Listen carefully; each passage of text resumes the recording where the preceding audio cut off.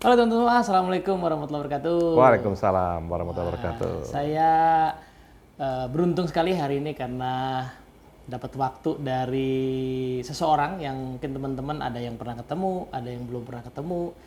Yang jelas beliau ini bisa dibilang sebagai the living legend. Karena usia ya mungkin. Iya, kenapa living? Karena ya masih gampang ditemui di Dunamis. Kalau mampir ke sini pasti gampang ketemu. Tapi dibilang legend karena emang legendanya banyak, Pak. Iya, iya. Oke, ini Pak Tommy Sujarwadi.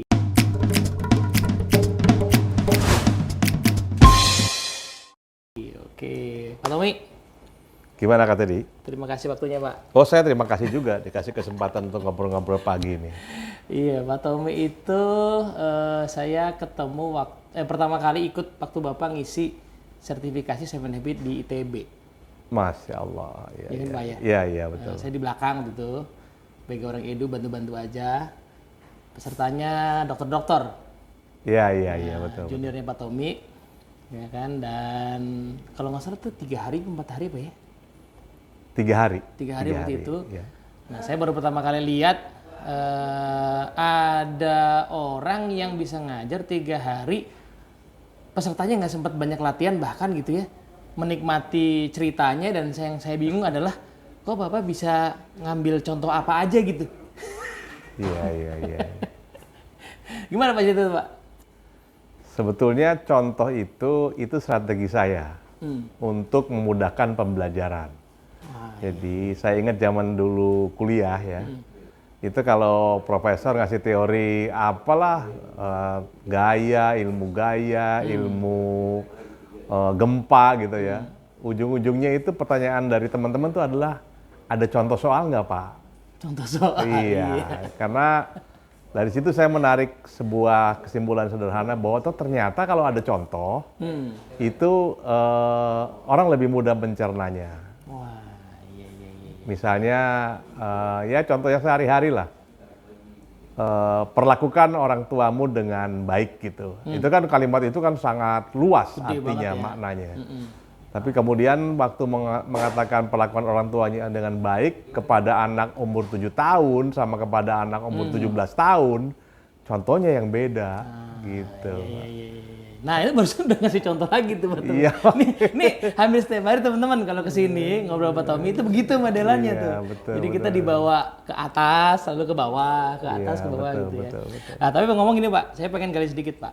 Karena ini segmen baru di YouTube channel kita, Ceritain Teman-teman ya. Segmennya akan kita kasih nama sementara ini paling nggak namanya Wisdom. Wisdom itu idenya pengen interview, ngajak ngobrol dari para senior sesepuh di Dunamis. Iya, Dan iya, moga-moga iya. juga mungkin nanti kalau ada possible yang alumni Dunamis yang atau mungkin dulu founder-founder yang bersedia ya untuk berbagi kebijaksanaan gitu atau insight lah minimal.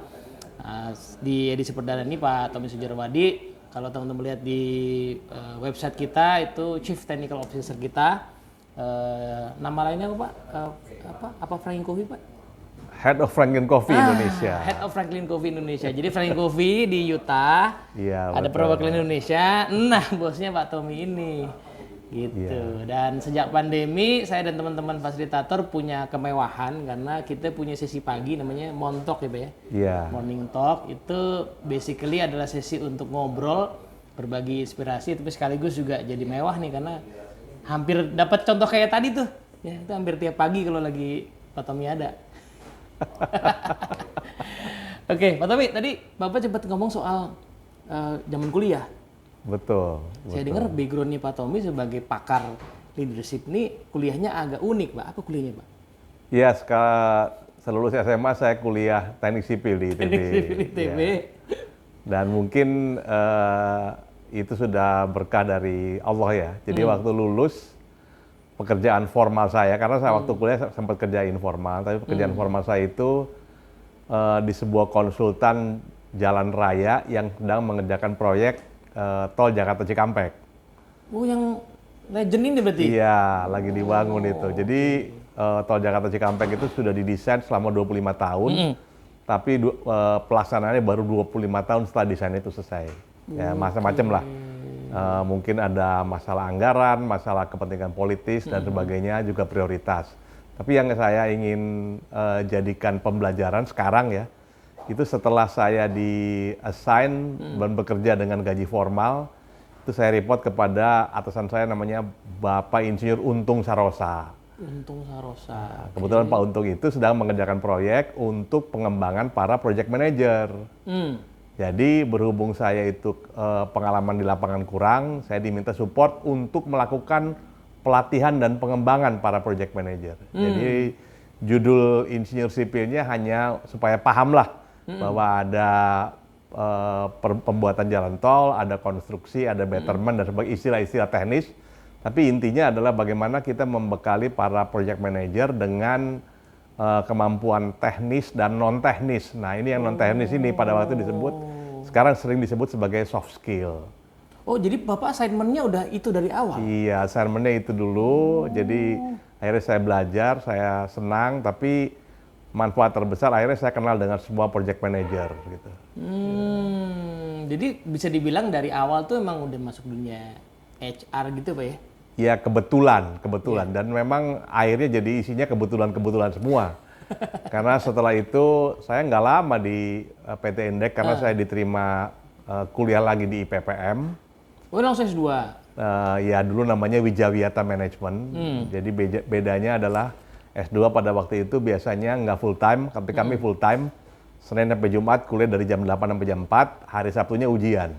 Jadi berhenti dari Berhenti total karena sebenarnya yang memicu adalah pada waktu berinteraksi dengan para project manager itu banyak sekali para project manager yang sebutannya tarsanisasi. Tarsanisasi itu adalah proyeknya udah selesai, ditarik ke kantor pusat, nunggu proyek berikutnya. Dan proyek berikutnya tidak tentu, bisa sebulan, bisa 3 bulan, bisa ada 1 tahun. Jadi saya udah ngebayang nih kalau saya melanjutkan di sini, ya tantangan seperti itu yang akan saya hadapi. Dan saya bilang kayaknya kita mesti mencoba jalur yang lain lah. Oke, jadi makanya ambil studi lagi gitu ya? Ambil studi lagi. Scholarship tuh ya, beasiswa ya? Ada beasiswa sedikit, jadi ada chip in juga karena memang nggak ada penghasilan kan. Jadi ada uang saku.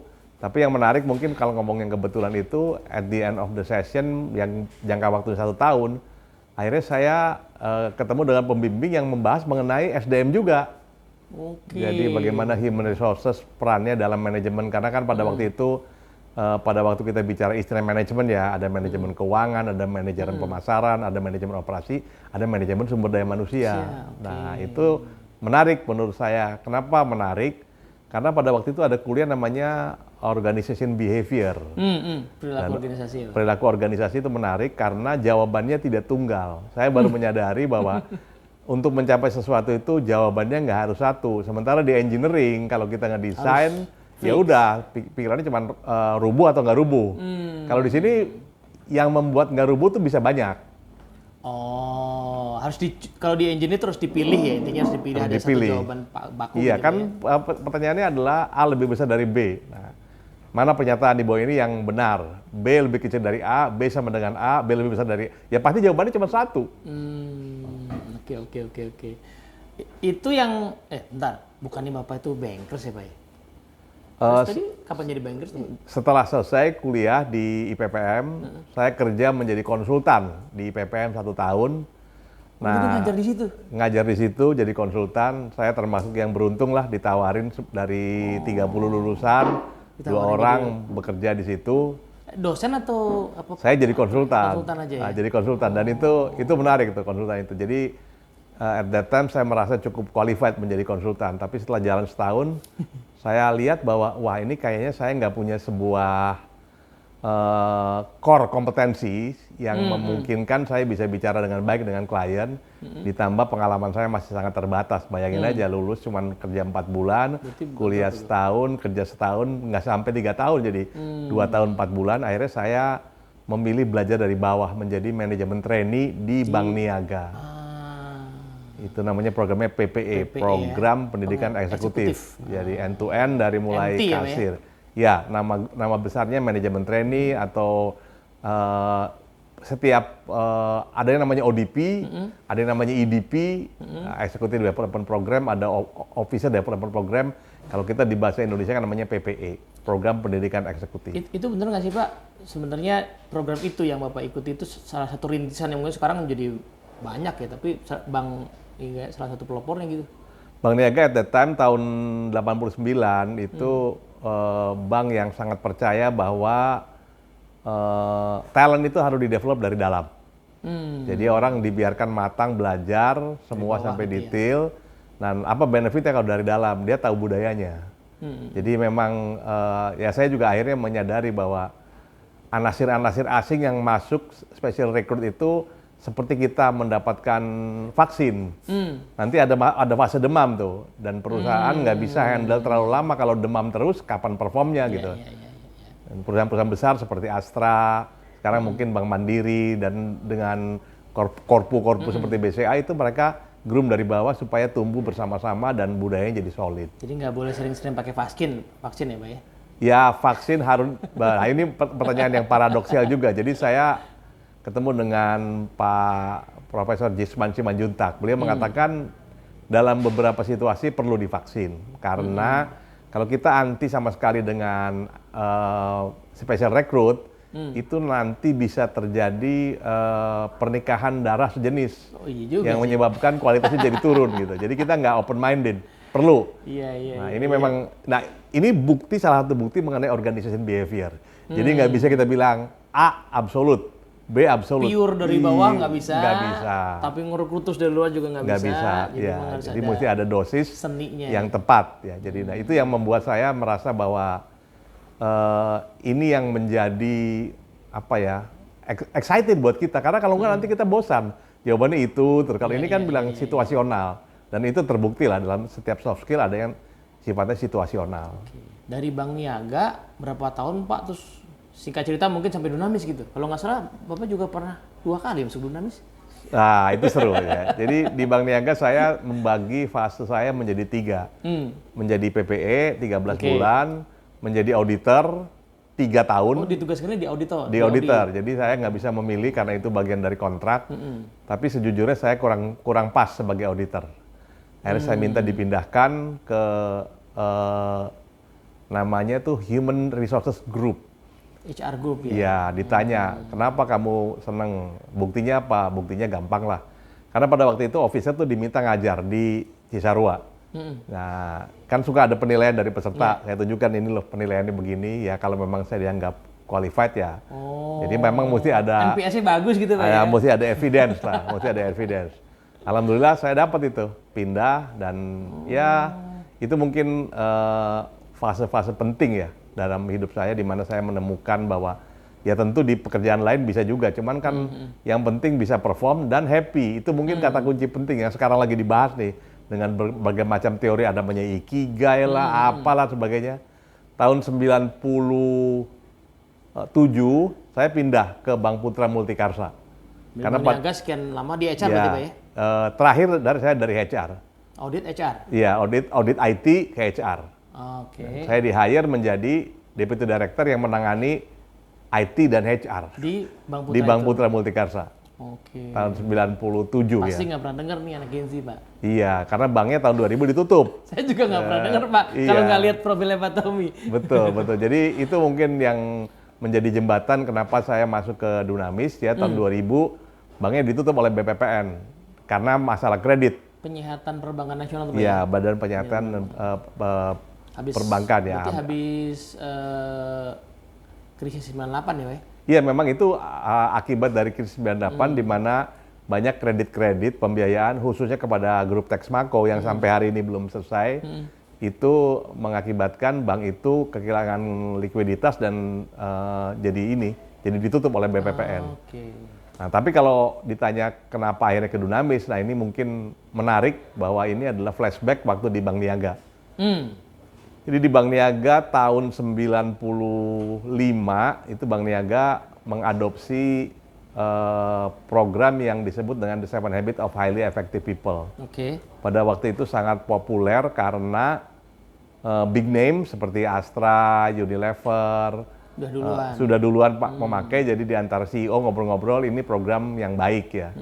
Nah pada waktu itu saya menjadi PIC di Bank Niaga dan dari Dunamis almarhum Pak Nugroho Supangat sebagai managing partner yang sering hadir gitu ya. Ngisi mengajar langsung beliau karena beliau pada waktu itu juga hands on dan akhirnya kita mendapat sertifikasi menjadi trainer internal AFP ya Pak ya? Iya, 33 orang. Jadi trainer karena karyawannya juga 3.500 gitu. Tapi yang saya pelajari adalah pada waktu seringkali Pak Nugroho datang, saya selalu antusias dan membantu beliau. Beliau bawa slide-slide yang disimpan di overhead projector. Iya, lu modelnya masih kayak gitu ya. Saya jadi asrot gitu ya, karena saya juga pengen belajar. Makin banyaklah dijalanin, saya bisa belajar wisdom dari almarhum Pak Nuk. Tapi rupanya itu bukan hanya saya yang berkesan, Pak Nuk juga alhamdulillah berkesan.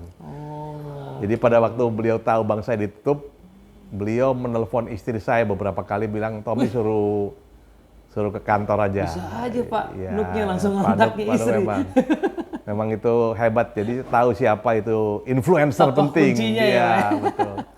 Akhirnya saya ingat hari itu saya datang ke Dunamis, ya di sini kantornya. Dari sini ya? Dari sini, tapi belum ditambah yang gang 8. Berarti bagian depan masih ini di bagian depan aja. Ini sebenarnya kantor ini kan semula rumah keluarganya Pak Nuk, kemudian nama beliau dibeli dan dijadikan tempat bisnis ya. Saya ingat itu hari yang mengesankan karena saya datang, Pak Nuk bilang, Tom, bank lu ditutup ya? Iya Mas Nuk. Lu kerja apa? Belum ada kerjaan. Mau kerja di Dunamis nggak? Saya bilang mau. Oke, mulainya kapan Mas Nuk? Ya hari ini aja gitu. Jadi ditarik ke meja ya. Jadi memang saya juga nggak tahu apa pertimbangan beliau. Kita bilang kerja, terus akhir bulan baru beliau nanya, kebutuhan lu sebulan berapa? Segini Mas Nuk. Ya udah gaji lu segitu. Jadi serius Pak gitu betul. Jadi nggak ada kontraknya gitu? Nggak ada. Jadi ya itu makanya kalau kita ngomongin trust, kalau kita ngomongin seven habit, menurut saya akhirnya semua di endorse gitu ya. Di speed of trust kan dibilang kalau kita percaya proses jadi cepat, proses jadi murah gitu ya. Saya juga nggak ada kekhawatiran bahwa keluarga saya akan terlantar. Pak Nuk juga nggak khawatir ngerekrut saya akan jadi gabut atau mager gitu kalau bahasa sekarang. Alhamdulillah ya itu pengalaman yang menurut saya itulah kita walk the talk seven habit ya. Tahun berapa itu Pak? Tahun 2000. Tahun saya 2000, ingat banget. Berarti Bapak 24 tahun nih Pak? 24 tahun kalau dibandingkan sekarang, tapi saya pernah kerja di klien 4 tahun. Jadi sekarang kalau dihitung net 20 tahun ya? 20 tahun. 20 tahun. Wow. Itu jadi masuk nggak ada kontrak. Sekarang nggak ada kontrak jadinya Pak ya? Ya, saya juga nggak pernah lihat kontrak ya. Jadi menurut saya mungkin relationship trust itu jauh lebih penting dari kontrak. Karena Gitu ya? kontrak-kontrak itu kan ujungnya nanti bisa ke pengadilan ya. Iya. Sebenarnya yang mesti diberesin di pengadilan agama itu adalah trustnya, bukan kontraknya. Iya benar. Nah ini menarik sekali. Saya baru dengar kita ya Pak. Jadi di hire dulu kerja sebulan ditanya. Iya ditanya. Soalnya yang nanya owner langsung ya Pak. Iya, beliau punya kewenangan dan saya juga nggak berlebihan lah. Saya bilang ya kebutuhan saya sebulan segitu ya udah. Oke. Terus itu bertahan sampai kan singkat cerita sekarang kan Bapak jadi partner juga kan berarti jadi CTO. Itu kan betul. tadi ada fase yang kedua berarti ya Pak? Fase yang mungkin di fase yang pertama juga ada keunikan yang menurut saya almarhum Pak Nuk, makanya buat saya beliau itu bukan sekedar teman profesional tapi udah keluarga lah ya. Jadi suatu saat 1,5 tahun ya, jadi di pertengahan tahun 2001 kita ada klien di Bandung gitu ya, satu bank besar. Terus kita handle di Hotel Cedi namanya waktu itu sebelum ganti jadi Malia dan seterusnya ya. Selesai itu hari Sabtu pagi, Pak Anu bilang, Tom kayaknya kita bakal dapat kelas banyak nih. Tadi kita dapat semacam komitmen, yuk kita jalan kaki aja ke Lembang. Jadi kita rayakan itu dengan jalan kaki ke Lembang. Jalan kaki. Jalan kaki ke Lembang, Punclut masih belum dilewatin mobil, jalan kaki aja. Menjelang ke kompleks Angkatan Udara, Pak Anu nanya, mobil lu apa Tom? Saya waktu itu pakai mobil Daihatsu Taruna. Ya udah, ntar lu ngomonglah sama Pak Dedi di kantor ganti mobil lu, ntar hari Senin lu jadi partner gitu. Jadi proses partnershipnya juga ya begitulah, kita banyak sekali hal-hal yang sangat casual dan sebagainya. Wow. Itu rezeki yang luar biasa ya. Itu poin menarik ya, itu rezeki yang Pak Tommy bilang rezeki, tapi sebenarnya saya juga melihat itu dari si Pak Nuk ya, itu cara menggait yang Cerdik Ya, juga ya Pak ya. iya memang itu jadi ya akhirnya kita saling tahu lah. Sekarang kita jadi flashback lah. Ini menarik banget ya. Mungkin pendekatan seperti itu yang pas sama saya ya, nggak ribet, nggak apa Tidak gitu. terlalu formal gitu ya, Betul, sangat kenal. betul. Oke, terus berapa tahun Pak yang tadi sempat 4 tahun itu gimana? Dipinjeminnya bagaimana Pak? 2004 sebetulnya Kayaknya ini dipinjemin ke kliennya Pak ya. sebetulnya ini juga saya ke klien itu karena saya pindah ke klien tuh Austinio Nusantara Jaya, dulu itu ownernya Bank Niaga. Jadi basically secara history kita kenal. Beliau kenal sama saya kenal juga dengan keluarga Pak Julius Tahia. Ya. Jadi waktu itu kebetulan kami jadi konsultannya Austinio Nusantara Jaya. Waktu itu mereka lagi mau membuat budaya perusahaan dengan 3 values. Nah, kemudian kita sering ketemu gitu. Suatu saat karena sering ketemu terus mereka ingin melanjutkan tapi tanpa konsultan. Terus kira-kira siapa nih yang bisa diseminisasi sampai terus menerus gitu ya. Akhirnya ya ada pembicaraan informal yang menyebabkan saya berpindah ke klien dulu selama 4 tahun. Jadi lama juga saya ya. bantu itu, alhamdulillah sampai hari ini klien itu value-nya masih ada, masih Dunamis masih dapat kontrak juga dari mereka. Jadi Iya. it's a peaceful shifting, tapi pada akhirnya mereka melakukan reorganisasi. Jadi bisnis modelnya dirubah. Tadinya sangat luas, punya banyak bisnis, ada asuransi, ada financial company, ada jual beli tembakau, itu beberapa dirampingkan dan pada akhirnya mereka melakukan pendekatan yang berbeda dari dulu disebutnya sebagai operating holding, berubah menjadi investment holding. Jadi nggak perlu orang yang banyak yang ya. nggak terlibat. Kalau kayak Astra kan itu operating holding, masih ada hal-hal yang mesti dilakukan bersama-sama. Jadi kembali ini hal yang menarik. Pada suatu saat di kantor saya datang Pak Nug, Mas Nug, kita mau kerjasama lagi di Dunamis. Enggak, gue mau ngomong sama lu katanya. Gue ngomong sama bos lu, Pak George, katanya mereka punya perubahan organisasi dan gue nawarin lu balik ke Dunamis. Wah ini kalau zaman sekarang ada istilah naik soal ordal ini ya, Pak Nug ini sakti banget ya Pak ya. Betul. Dan sebenarnya itu evidence yang paling penting bahwa proses pengunduran diri saya itu bukan sebuah perceraian yang fierce, tapi adalah sebuah fase aja dalam kehidupan bahwa saya pergi dulu gitu, kemudian saya bisa kembali dan Pak Nug bilang ya ruangan kita lebih gede sekarang Tom, lu langsung aja udah tahu jalannya, naik aja ke atas. Dan saya lah mulai lagi. Yang belakang ini betul udah ada? Udah ada. Saya balik ke ruangan ini, ruangannya di dalam sana. Ya. Interesting ya, karena pada dasarnya kita cuman akhirnya bekerja sama dengan tim yang lama, dengan paradigma yang sama, dan at the end of the day mungkin bahasa kita rekening bank emosinya ternyata masih ada. Itu kira-kira. Sampai sekarang Pak? Alhamdulillah. Berarti tahun 2000 berapa tuh balik lagi Pak? Saya balik 2008. 2008 Dari 2004 ke 2008 saya pergi. Jadi basically pure 4 tahun.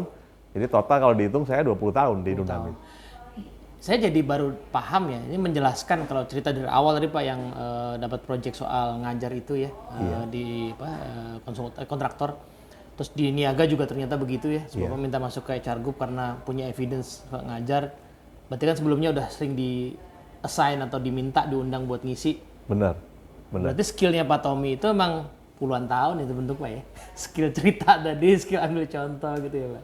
Mungkin kalau ditarik lebih awal lagi, ya itu makanya kan kita punya kesukaan ya. Saya itu zaman SMA beruntung gitu. Jadi kalau misalnya guru berhalangan, saya diminta dalam tanda petik lah. Minimal ngebantuin, ngawasin latihan dan sebagainya. Terus waktu saya kuliah, semester 1, semester 2, semester 3, 4, saya ngerasain bahwa beratnya itu masuk ke perguruan tinggi. Jadi saya suka kasih bimbingan belajar gratis ya kepada teman-teman yang baru mau lulus. Sekaligus dikasih tips juga. Tips-tips yang sebetulnya non teknis. Jadi kayak misalnya ada pertanyaan multiple choice ya waktu itu. Kita bingung dengan jawabannya karena sama sekali nggak punya ide. Itu udah nggak pakai logika, pakai gut feel aja. Menurut feeling lu kira-kira yang paling enak nomor B misalnya ya. Terus kita hitung-hitung balik lagi ke situ. C, kadang-kadang bisa ke D. Terus saya menemukan sebuah formula bahwa pilihan pertama itu yang paling besar probability-nya benar. Karena manusia pada dasarnya punya antena untuk mendeteksi kayaknya ini yang benar gitu ya. Nah itu yang kayak gitu-gitu contoh-contoh tips yang biasanya saya share. Jadi Kalau saya flashback sekarang memang mungkin berbagi dengan cara yang sederhana, itu kata kuncinya. Itu dari dulu udah Itu gitu. sesuatu kesukaan saya. Jadi Kesukaan ya. saya kalau ada sesuatu yang rumit, pasti pertanyaan saya jadi rumit. Terus saya bilang, kenapa pertanyaan saya rumit? Saya pengen bilang, ujungnya apa sih ini tuh gitu. Jadi kalau bisa dalam 1-2 kata, ini apa nih kuncinya nih? Itu poin penting tadi barusan ya, kata kuncinya ya. Kalau bisa jadi 1-2 kata, apa kira-kira? Betul. Gitu. Jadi Betul. ada proses penelusuran dulu yang lagi dibahas itu apa, tapi kemudian pertanyaan yang membimbingnya adalah kalau jadi 1-2 kata, Ya. apa kata kuncinya itu? Itu termasuk tadi Pak, kalau nyari contoh-contoh kan teman-teman kalau nonton Pak Tommy ikut kelasnya ya, atau ngobrol sehari-hari lah, bukan cuma di kelas ya, itu kayak gampang banget gitu nemu. Saya tuh Pak, mungkin cerita sedikit salah satu kejadian yang saya pengen pelajari dari Pak Tommy adalah, saya nggak ingat persis sih, tapi kita pernah semobil ke kantor Pak. Iya. Ada Bapak, ada Pak Bambang waktu itu. Iya. Pak Bambang kayak punya tujuan sendiri, Bapak saya ikut kalau nggak salah. Jadi cuma dari kantor ke Niaga, itu mungkin berarti nyampe setengah jam ya. Yang saya klik adalah, ini mohon maaf nih ya Pak, ini orang kok bisa nyari bahan obrolan dari apa aja ya? Saya bingung Pak. Dari mobil ini jadi contoh gitu. Itu di sepanjang mobil gitu. Itu disadari nggak sih Pak? Dilatihin dulu gitu? Sebenarnya mungkin kata kuncinya nomor 1, saya tuh orang yang bodoh ya. Jadi kalau saya mendengar istilah yang rumit, saya bilang, ini kok apa sih jadinya, kok saya jadi nggak tertarik gitu. Atau saya minimal lelah gitu. Akhirnya saya pikir dibalik nih, gimana caranya supaya orang itu nggak capek, supaya orang itu gampang klik, kasih sesuatu yang dekat dengan orang itu. Kalau ngomong sama ibu-ibu ya kita ngomongin hal-hal yang ibu-ibu familiar, jangan kita ngomongin sesuatu yang berkaitan dengan keuangan gitu. Kalau kita ngomong sama direktur keuangan ya nggak bisa kita kasih contohnya hal-hal yang berkaitan dengan operasional, audit, tapi bilang kalau misalnya modal lu tuh adalah 50 miliar gitu, kira-kira revenue yang bagus itu berapa ya? Nah, hal yang sama kan berlaku misalnya kalau kita sebagai orang tua menyekolahkan anak setahun keluar misalnya sampai 50 juta, katakanlah 4 tahun kamu muncul 200 juta, kira-kira revenue-nya seperti apa bentuknya? Apakah itu dalam bentuk gaji atau dalam bentuk hal-hal yang misalnya dia punya teman-teman yang banyak. Ternyata dia itu karena dia pelajarannya happy, berarti dia nggak usah sakit ke rumah sakit. Ternyata dia juga nggak terlambat menikah gitu. Jadi ada yang namanya proses-proses yang namanya valuasi itu nggak selamanya harus dalam bentuk finansial, tapi non finansial. Nah itu yang biasanya menyebabkan orang bilang, oh iya ya bener juga ya. Di kita ini misalnya gaji sih nggak besar ya, tapi kita lihat reimburse pengobatan rendah karena orang happy, ya. Orang nggak terlambat datang ke kantor, weekend mau kerja dan sebagainya.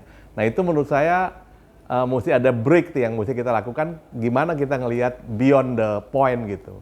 Tuh, coba nanti kalau nonton videonya teman-teman ya, diulangi tuh contoh tadi. Itu kayak keluar aja tuh. Pak, tapi kan yang Bapak hadapin klien kan macam-macam tuh. Betul. Oke lah, Bapak pernah di perbankan, Pak, di konstruksi, pernah di apa tadi sawit ya Pak ya? Iya. Sawit segala macam. Oke lah, 3 bidang ini Bapak punya contoh. Tapi bidang lain kan enggak Pak? Tambang, telekomunikasi. Iya. Itu udah gimana caranya? Alhamdulillah kalau hari ini tuh ada teknologi sih. Saya lagi belajar lah ya. Jadi kalau ada topik yang dibicarakan kayak kemarin kita ngomongin asuransi gitu ya. Ya kan nggak pernah ada asuransi Pak? Iya, kita Google aja, kita Google. Tapi sebenarnya intinya gini, Google itu kan kadang-kadang kita membaca demikian banyak ya informasi, tapi poin utamanya apa sih gitu? Kayak asuransi kita ngomong ada asuransi jiwa, ada asuransi kerugian. Terus di dalam kerugian itu ada kredit. Kredit itu hanya bagian dari asuransi kerugian, bukan asuransi jiwa gitu. Jadi kita mesti tarik ke pucuknya itu mestinya poinnya nggak boleh lebih dari 3 ya. Intinya ini asuransi ada 2, ada asuransi kerugian dan asuransi jiwa. Asuransi jiwa nanti ada anaknya asuransi kesehatan gitu. Nah itu grouping itu yang mesti jelas, karena kalau kita itu langsung jembrengin semua asuransi, nggak ada grouping, kita nanti pusing sendiri gitu. Oke, jadi kalau boleh saya summary ya, ini barangkali saya mau ngangkat ini dari cerita Pak Tommy, tadi seolah-olah kita cerita sejarah, tapi sebenarnya ada beberapa lesson. Saya coba rangkum satu poin dulu soal pentingnya pemimpin itu menyampaikan pesan dengan clear, dengan contoh yang konkret. Itu salah satunya tadi Pak ya, punya pertanyaan di pikiran kita bahwa ini gampangnya gimana gitu, mudahnya gimana. Bener. Dan tadi gampang itu definisinya kayaknya yang bisa dikunyah orang tuh 3 poin. Iya. Jadi kalau ada banyak ya dibikin 3 dulu gitu Pak. Betul, betul. Karena apapun ceritanya, sebanyak apapun juga pasti bisa dikelompokkan. Manusia di dunia ini miliaran, ada 2 kelompok, laki-laki dan perempuan. That's it. Tuh kan. Ya mesti di grouping, karena ujung-ujungnya mesti ada groupingnya. Kategorisasi ya. Iya, karena kalau nggak kategorisasi, kita ngapalin dengan misalnya satu peserta kelompok abjad ya. Abjad itu bisa 26, terlalu banyak. Alhamdulillah di kelas itu kita bikin 5 kelompok. Ya udah kita pikirin 5 kelompok. Kalau 5 kelompok pun kita mesti perkecil lagi jadi 3 kelompok ya. Kita bilang ini kelompok yang pertama yang memang spesial, kemudian yang 3 yang average, yang 1 yang kadang-kadang suka jadi bikin masalah nih. Jadi kita pakai kurva normal gitu kita dapat gambarannya. Oh ini spesial dikasih soal-soal yang advance, yang ini mesti dibangun hubungannya supaya bagus supaya nggak jadi teroris. Lah yang ini mari kita mainkan dengan metode yang standar. Jadi memang 3 itu menurut saya rumus yang baik lah ya. Oke, mungkin ini kita nggak kerasa Pak udah setengah jaman dan moga-moga nanti akan ada lanjutan karena masih banyak yang bisa digali. Tapi kalau kita boleh sedikit summary nih Pak. Pak Tommy kan di sini berarti dari tahun 2000-an. Seven Habits udah ada saat itu Pak. Iya. Versi berapa ya? 1, 2? Itu saya masuk 2.0. Sudah Sekarang 2.0. versi 4 katanya akan masuk ke 5 nanti ya Oktober. Suka banyak yang nanya bahwa Seven Habits masih ada ya gitu ya. Iya, Tapi ya memang masih ada dan itu masih banyak yang pakai ya. Masih ada. Apa sih yang Pak Tommy rasakan itu masih jadi signifikan gitu? Sebetulnya kalau di dalam Seven Habits ada istilah yang juga dipakai di dunia yang universal namanya prinsip ya. Jadi manusia bangsa apapun juga pasti akan merasakan haus gitu. Dan pada waktu haus ya dia perlu cairan. Nggak ada orang haus perlunya dikasih duit atau suruh tidur ya haus ya perlu cairan. Nah yang menjadi menarik kan cairannya itu pilihannya macam-macam. Bisa soft drink, bisa kopi, bisa air mineral, bisa apapun juga. Nah Seven Habits menurut saya itu bukan cairan. Seven Habits itu adalah sebuah substan yang mengandung cairan. Jadi selama orang itu membutuhkan cairan, Seven Habits itu bisa dipakai. Tapi kita nggak boleh klaim bahwa satu-satunya cairan itu Seven Habits karena ada alternatif yang lain gitu. Nah, tetap aja selama manusia itu kan di Seven Habits misalnya dibicarakan bahwa asa gergaji gitu ya sebutan itu. Ya kita mesti meningkatkan kemampuan yaitu bangsa apapun, jenis kelamin apapun, di level apapun perlu meningkatkan kemampuan terus. Kenapa? Misalnya kita kerja nih, kita kan berharap gaji kita naik. Ya nggak mungkin lah gaji naik tapi kemampuan nggak naik. Iya. Jadi itu prinsip. Jadi akhirnya sakit gaji jadi perlu menjadi dilakukan. prinsip dilakukan. Nah, di tempat lain mungkin sebutannya bukan asa gergaji, tapi misalnya rejuvenation doing extra mile dan sustainability dan sebagainya. Tapi prinsipnya sama ya, cairan itu yang namanya prinsip gitu. Kenapa saya tanya itu? Karena tadi kalau seiring Bapak cerita soal perjalanan hidup itu kayak ada hal-hal yang Bapak sebutkan tadi sifatnya berulang ya, rekening bank emosi. Betul. Gitu. Itu kayak sesuatu yang ngalir keluar aja gitu ya. Basisnya hubungan tadi waktu dari Bank Niaga ke Austindo juga ternyata karena berbasis relasi gitu kan, pernah kenal juga. Kalau sekarang sementara di sisi lain banyak yang berkomentar bahwa manusia itu cepat berubah. Sementara kisah Bapak tadi gitu, kira-kira itu masih is it still possible terjadi di dunia sekarang Pak? Kita butuh bangun relasi, nguatin, toh semuanya gampang berubah, gampang tutup. Itu menarik tuh ya. Jadi sebetulnya yang berubah itu di level permukaan, bukan di substance. Artinya manusia di tahun berapapun lahir dengan mungkin fisiknya berbeda, lebih besar, lebih sehat dan sebagainya, tapi elemen-elemennya sama. Jadi manusia akan merasa nyaman kalau diperlakukan dengan hormat ya. Manusia akan tidur lebih nyenyak pada waktu dia tidak berbuat kesalahan. Kesalahan itu ya seperti yang saya bilang, selalu contohnya macam-macam ya. Ada orang yang korupsi dan merugikan orang banyak, tapi seorang atasan yang menegur dengan keras sampai anak buahnya itu menunjukkan wajah kurang senang, itu menyebabkan kita juga pada malam nggak enak juga. Kenapa mesti ngomongnya gitu ya? Kan ada cara lain gitu. Jadi ada sesuatu yang menurut saya universal dimanapun juga gitu. Artinya meskipun katanya ya dunia banyak perubahan, tapi secara esensi sebenarnya manusia mah gitu-gitu aja gitu Pak ya. Manusia menurut saya ada dua sisi, jadi paradok. Di satu sisi gitu-gitu aja, tapi menurut saya manusia itu dengan gitu-gitunya aja itu menunjukkan bahwa dia itu punya eksistensi yang luar biasa. Dia kelihatannya lemah tapi dia akan gitu terus gitu. Bolehlah orang udah kaya, orang udah populer, tapi ada sebuah substance yang esensial yang nggak akan pernah berubah.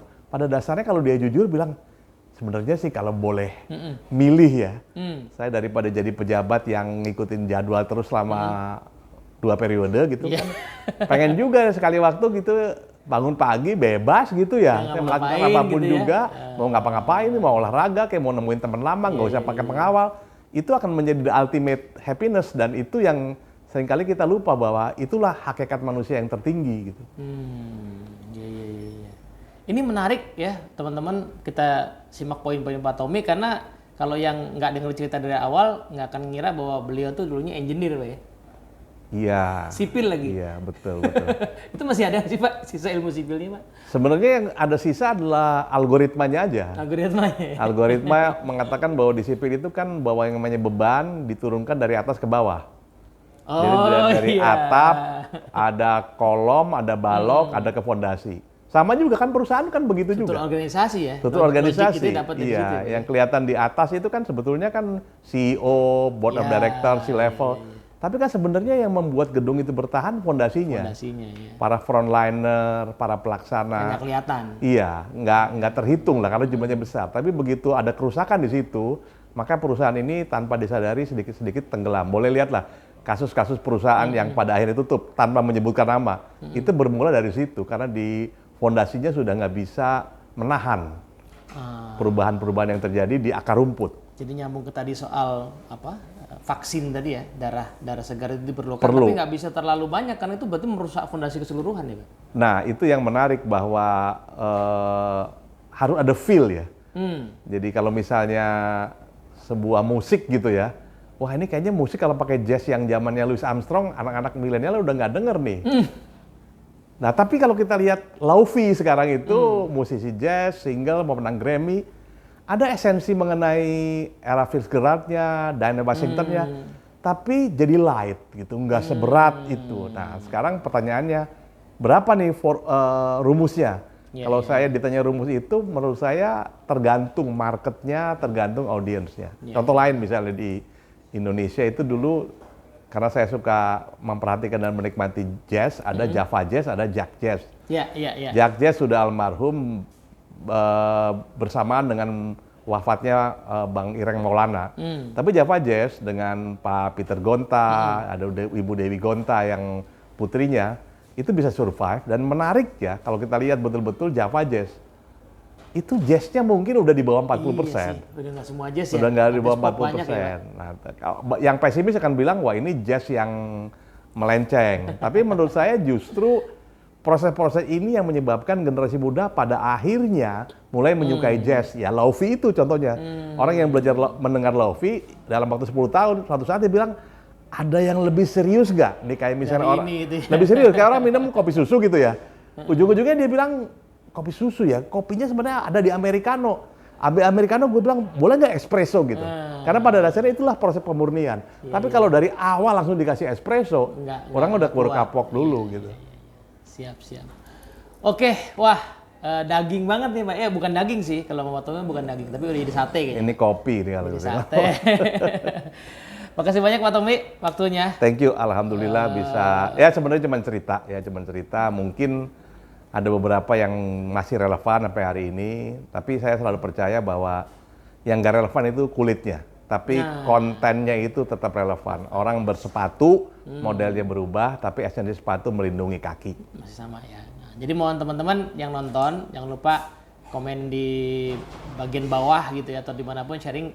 Ketikin apa kira-kira esensi yang didapat dari kisah Pak Tommy ya. Semuanya cerita dan itu ada ilmunya ya, kalau teman-teman gali ya. Cara bercerita sekarang storytelling, plus juga mungkin bagaimana loop dibangun. Keren banget, tapi sampai sini dulu. Insya Allah kita akan cari waktu lagi buat Pak Tommy untuk digali pengalaman yang puluhan tahun itu. Insya Allah. Mudah-mudahan sehat selalu kita.